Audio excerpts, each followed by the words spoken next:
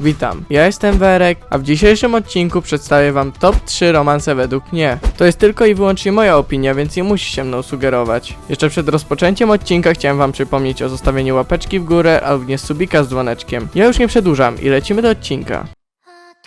どれくらいの距離を月へ歩いたら Na miejscu trzecim postanowiłem umieścić Tonikaku Kawaii. Opowiada ono historię o Nasie Yuzakim, który na nocnej drodze po drugiej stronie ulicy spotkał dziewczynę, w której zakochał się od pierwszego wejrzenia. Z zapatrzenia na nią, przechodząc na drugą stronę drogi, uderza w niego ciężarówka, a dziewczyna ratuje mu życie. Pomimo licznych obrażeń, rusza za nią, aby powiedzieć, co do niej czuje. Gdy do niej dociera, wyznaje jej uczucia. Ona za to składa mu ofertę, że umówi się z nim, jeśli za nią wyjdzie. Ten bez zastanowienia się zgadza, po czym traci przytomność.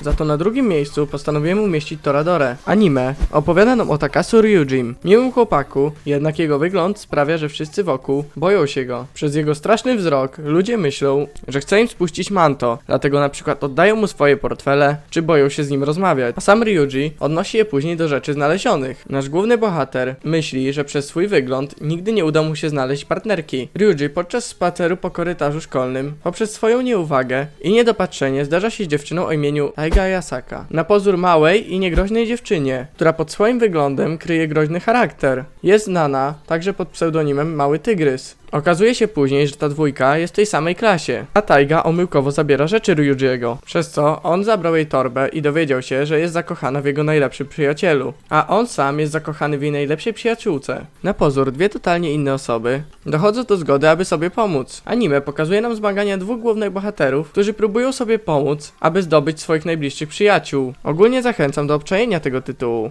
bo pokazuje nam on ciekawy wątek miłosny, który jest charakterystyczny i ciekawy.